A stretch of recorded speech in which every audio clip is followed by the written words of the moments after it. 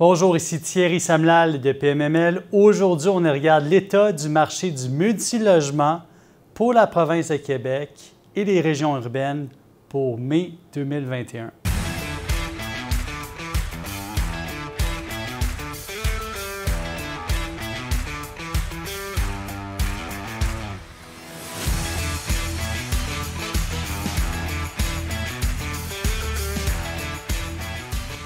Alors, on se retrouve à la moitié du deuxième trimestre. Là, actuellement, la majorité des propriétaires ont envoyé leurs avis d'augmentation, bien sûr, ont reçu les confirmations des locataires. Cette année, en zone urbaine, il n'y a pas tant de mouvements de clientèle locataire que ça. Les gens demeurent plutôt stables dans les logements. Les locataires sont prêts à accepter des hausses de loyer moyennes à substantielles, ce qui est une excellente nouvelle pour les propriétaires. Très peu de mouvements cette année, en tout cas jusqu'à date, c'est ce que j'ai entendu. On va voir ce qui va se passer là, au 1er juillet. Mais autrement dit, on est dans un moment quand même assez stable dans l'année. En termes de transactions, la quantité de transactions par rapport au mois précédent, en termes de nombre de transactions, on a une diminution du volume transactionnel. Et ça, c'est notamment dû au fait que on a eu des goulots d'étranglement à travers le temps. Là, on a eu des goulots d'étranglement dus notamment à du refinancement massif et du financement massif de multilogements qui s'est traduit par des acquisitions massives. Cette période-là est passée. Il reste encore énormément d'acquéreurs sur le marché qui doivent réinvestir l'argent qu'ils ont financé ou refinancé. Il y a beaucoup d'acheteurs sur le marché également.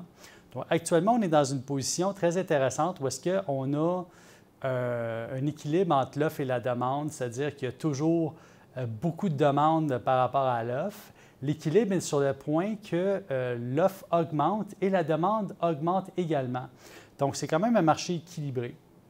Et ça demeure une position pour les vendeurs intéressante puisqu'ils sont en mesure de maintenir le prix actuellement à cause de cette offre et cette demande-là. Également avec la hausse des loyers qu'on a eue, qu'on va vivre là, dans les prochains mois, ça permet de maintenir les valeurs des immeubles. Les taux d'intérêt demeurent bas, donc très intéressant pour les propriétaires. Dans tous les territoires là, du Grand Montréal, il y a eu une baisse du nombre de transactions, en fait du volume transactionnel, je devrais dire, en termes de dollars. Il faut dire qu'on a eu des très grandes transactions qui ont venu un petit peu fausser les chiffres dans le sens qu'on est venu augmenter avec les grandes transactions, les volumes transactionnels de manière importante. Et là, on s'en vient plus dans un marché au niveau un peu plus équilibré là, en termes de volume transactionnel. Mais le Grand Montréal, il y a une diminution du volume en dollars transactionnels. Par contre, il y a une augmentation de l'offre et une augmentation de la demande également parce que je le vois actuellement et tous les courtiers de PMML ici le savent. Là, on a énormément de promesses d'achat acceptées en ce moment. L'engouement est toujours là, énormément de demandes. Donc, le marché demeure très actif. Pour Québec, une petite baisse aussi. Pour Gatineau, une baisse minime et pour Sherbrooke, une baisse également. Donc, ce qui est intéressant de constater, c'est le volume transactionnel. Et tout ça était dû par du financement et du refinancement massif qui a eu lieu au mois de novembre-décembre 2020. Et ces acheteurs-là sont arrivés massivement sur le marché. Dans les 12 derniers mois, naturellement, le coût par logement et le prix moyen ont augmenté. Donc, le marché est à la hausse actuellement. On parle d'une hausse quand même importante, là, environ de 10 %. Les TGA ont compressé. On se retrouve en moyenne en zone urbaine actuellement à Montréal à peu près à 4,3 de TGA. On sait il y a quelques années, on était à 5, donc c'est quand même un changement important. Les acheteurs continuent de voir dans le marché l'opportunité d'acheter des immeubles et de les optimiser, donc de les reprendre d'où les propriétaires les ont laissés. Et ça, c'est clair sur le marché que la majorité des acheteurs sont dans cette gamme-là de marché. Il y a quelques acheteurs qui, eux, regardent simplement acheter un actif très, très bien situé et le rajouter à leur portfolio pour ne pas justement être obligé de passer à travers l'optimisation. Ce n'est pas tout le monde qui sont des optimisateurs ferrés ou hors pair. Il y en a qui sont plutôt hard de ce côté-là. Il y en a d'autres qui sont plutôt soft dans le sens qu'ils vont vouloir juste acheter un actif, créer un jeu fiscal, l'amortir et l'optimiser tranquillement sur le marché. Mais la grande partie du marché actuellement, c'est vraiment un marché d'optimisateurs, ce qui nous permet également de maintenir les prix à la hausse, puisque ces optimisateurs-là ont un planning, un plan pour les immeubles qui vont optimiser sur le marché. 320 transactions, à peu près 400 millions d'actifs transigés en multilogement. Là-dessus, il y a une forte proportion, près de 63 qui sont dans la catégorie du 5 à 11 logements, avec un volume transactionnel d'à peu près 253 millions de dollars. Donc, on sait qu'historiquement, là, la majorité des actifs disponibles au Québec et en territoire urbain sont majoritairement dans la catégorie de 5 à 11 logements. Donc, la tendance se maintient. Ces transactions-là se notérient de façon importante.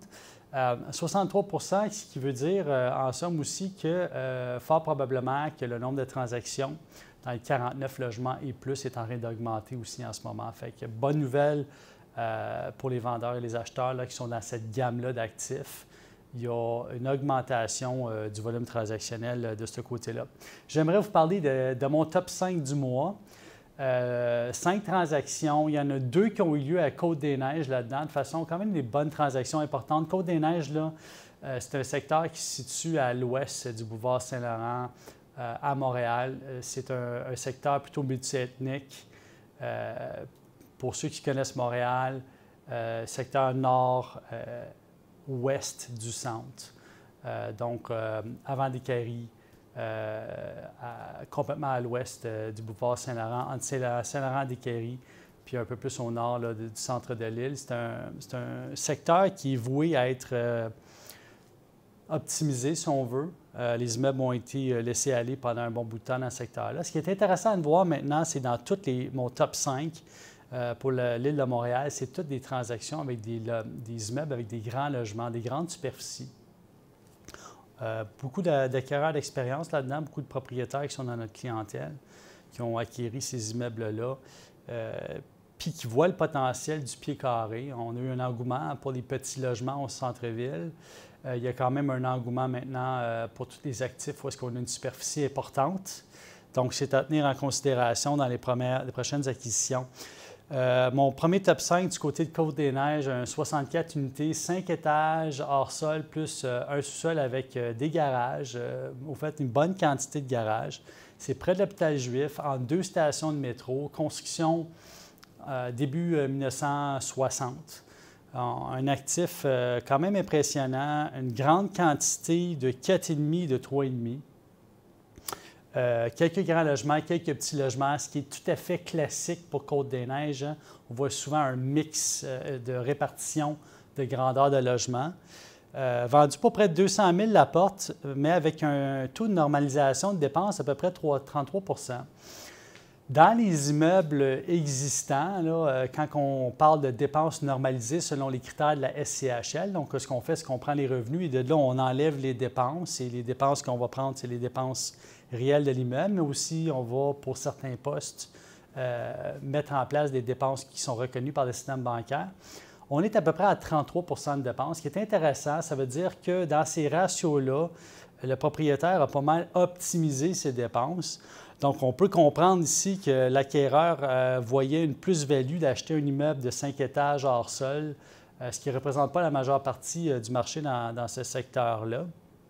Donc, c'est un immeuble qui est un peu plus haut que les autres. À 200 000 la porte, avec une majorité de 3,5 et de studios, vous voyez le potentiel d'optimiser. Naturellement, c'est très bien situé. Il y a pas mal d'écoles dans ce coin-là. C'est un secteur qui est très attirant aussi pour les immigrants qui rentrent. Donc, on peut comprendre que l'acheteur avait une belle optique par rapport à ça. Pour ce qui est de l'acheteur et les vendeurs, c'est 2 propriétaires privés constitués en société qui ont transigé l'immeuble. Mon top 2, maintenant, du côté d'Outremont, les transactions immobilières de multilogement sont quand même rares à Outremont. Bon, Outremont, naturellement, étant un plus petit territoire, il y a beaucoup de propriétaires fonciers résidents à Outremont qui possèdent des immeubles qui sont à Outremont, qui ont à court terme, généralement, pas l'intérêt ou pas l'idée de vendre leurs immeubles. Mais ici, on a une superbe transaction avec un immeuble impressionnant, 25 unités, 4 étages hors sol, plus un étage en sous-sol avec des logements, occupant presque un quadrilatère, au fait, là, 2 tronçons de rue. Donc, donnant accès, les 3 côtés de l'immeuble là, sont sur des rues. Très impressionnante, actif, beaucoup de grands logements là-dedans. Construction au début du siècle, près de 1930. Il y a quand même 8 6,5 là-dedans. Il y avait des 5,5 en grande quantité, des 8 et des 4,5. Là, on comprend là-dedans que le propriétaire acquéreur va maintenant optimiser ces actifs-là. Une transaction qui s'est faite à près de 335 000 la porte, mais avec un ratio de normalisation de dépenses de près de 36 %. Donc, dans cet immeuble-là, de un, les superficies sont excédentaires. Ça ne représente pas du tout l'inventaire de Montréal. C'est des très grands logements qui vont naturellement être en demande pour la clientèle un peu plus nantie là, de locataires.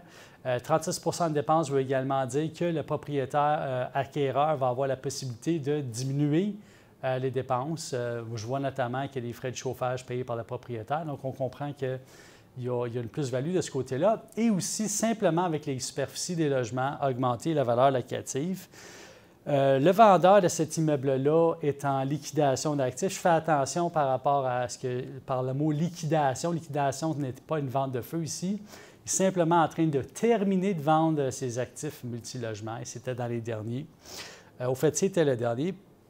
Puis l'acquéreur, c'est un propriétaire local qui connaît le marché d'Outremont, qui connaît le potentiel de la clientèle, qui est sur place, donc résident, on le sait. Mon troisième actif, top 3, de ce côté-là, encore du côté de Côte-des-Neiges, donc on reste côté ouest de Montréal. 45 unités, 3 étages hors sol, 1 étage au sol avec appartement. C'est près du métro Plamondon, encore là, près de l'hôpital juif de Montréal. Construction près de 1960. Maintenant, quand même une bonne superficie d'immeuble, quand même impressionnant. Puis là, une transaction à 170 000 $ la porte, ce qui peut quand même être considéré pour inférieur dans le secteur, si on regarde les comparables actuels du marché. L'immeuble semble être en excellent état extérieur maintenant à voir en intérieur. L'acquéreur est une coopération québécoise là, fondée en 2010. Et sinon, les 2 acheteurs sont de la même famille et ont acheté cet actif-là pour le rajouter à leur portfolio existant. Les prix par porte étaient bas pour le marché, donc je vais être très curieux de voir de quelle façon que le propriétaire, dans les acquéreurs, dans les prochains mois, va repositionner l'immeuble. Mais une chose est certaine, avec la grandeur des logements, c'est sûr et certain qu'ils vont optimiser l'actif. Parlons de Gatineau.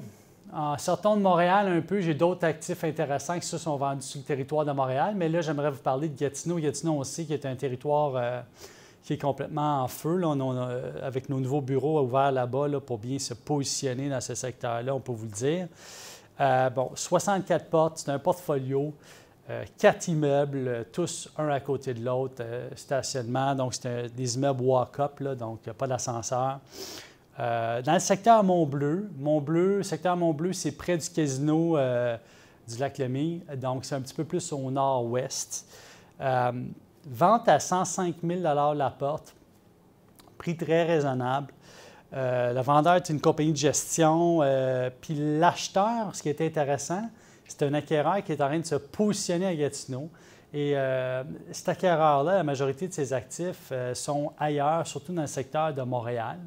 Donc, cet acquéreur-là, comme d'autres actuellement, voit le potentiel d'acheter en territoire là, du côté de Gatineau, d'aller chercher toute la plus-value d'un territoire en développement actuellement. Donc, c'est un positionnement important, une première acquisition quand même d'importance, 64 unités, veut dire que l'acquéreur a vraiment bien fait son travail de vérification au niveau du territoire et il va se placer pour acheter des actifs prochainement. En tout cas, je le crois fermement qu'avec une première acquisition de 64 portes, en regardant le restant des actifs de cet acquéreur-là qui va définitivement aller dans ce secteur-là. Parlons de Québec pour compléter. Top 5, allons du côté de Sainte-Foy, près de l'autoroute 440 et de la jonction de la 740. Donc, pour ceux qui connaissent ça, c'est près de l'Université de Laval. Il y a aussi des collèges et cégeps dans le secteur, donc c'est un coin universitaire, un coin étudiant. Le vendeur de cet actif-là est aussi positionné, c'est sa clientèle type là, des étudiants, il s'est spécialisé là-dedans. Un super territoire, pas très loin là, du centre-ville de Québec, là, tout se fait à pied ou en autobus, là, très accessible. Tout est à proximité. Un immeuble de 3 étages avec un sous-sol ayant des logements, une vente à près de 100 000 $ la porte, qui est un excellent prix là, pour le territoire. Donc, naturellement, est-ce que cette vente-là aurait pu se faire à un prix plus élevé? Fort probablement en rentrant dans le corps du dossier, là. Surtout pour un secteur où est-ce qu'on a une bonne quantité d'étudiants là, de cette manière-là. Probablement que l'acquéreur a vu une opportunité. Est-ce que le vendeur est représenté ou pas? Il faut voir de ce côté-là. Mais l'acheteur, lui, a déjà des actifs locaux, donc connaît très bien la clientèle. On le sait, la clientèle étudiante, c'est une clientèle intéressante parce qu'elle est toujours en rotation. Donc, ce qui nous permet à chaque cycle universitaire ou cycle collégial d'avoir une rotation de la clientèle et de faire des ajustements au niveau des rénovations, faire des ajustements au niveau des dépenses d'opérations, des inclus, des exclus pour augmenter les revenus locatifs. Ça nous permet de contrôler, faire une offre de service. Il y a d'autres, naturellement, il n'y a pas juste ce propriétaire-là qui a des immeubles là, pour les étudiants dans le secteur, mais si on est capable de se différencier, que ce soit, je pense à Sherbrooke, même chose, clientèle étudiante, Québec, clientèle étudiante, Montréal, forte clientèle étudiante. Si on est capable de se positionner par rapport à ça, ça reste intéressant. Donc, en résumé, un marché très en santé, le volume transactionnel légèrement à la baisse, on revient vers plus une normale suite à des refinancements massifs, une grande quantité d'acheteurs sur le marché, une très grande quantité de vendeurs intéressés là, à faire des transactions immobilières. Donc, pour ceux qui ont un questionnement, est-ce que c'est un bon moment pour vendre ou pas, bien, vous pouvez regarder vos collègues, voir ce qu'ils font, collègues propriétaires, ce qu'ils font en ce moment. Il y a des mises en marché, il y a beaucoup d'études de marché, il y a beaucoup d'immeubles qui vont sortir. Nous, on a énormément d'immeubles sur notre site web. Si vous avez la chance, allez sur pmml.ca, regardez notre inventaire. Notre département de financement aussi fonctionne très bien en ce moment. Bonne quantité de refinancement et financement en cours. Et on sait, on a des petits cycles de financement-refinancement, donc attendez-vous à... il y a une bonne quantité d'acheteurs sur le marché actuellement, mais attendez-vous là, dans les prochains 1 ou 2, 3 mois avoir une autre hausse de volume transactionnel. Sur ce, bien, je vous souhaite un bon début d'été. Suivez-nous, le mois de juin risque d'être un mois, encore une fois, record. On s'en va vers la moitié de l'année. Donc, déjà, on a pris énormément, on a fait énormément de transactions. Là, si on regarde le 5 mois year-to-date qu'on a fait par rapport à l'année passée, là, vraiment impressionnant ce qui se passe en multilogement. Suivez nos statistiques. Allez voir le site landdev.ai qui est notre site dédié au développement et la vente de terrain. Ça va me faire plaisir de répondre à toutes vos questions. Je demeure disponible en tout temps. Et sur ce, passez une excellente journée.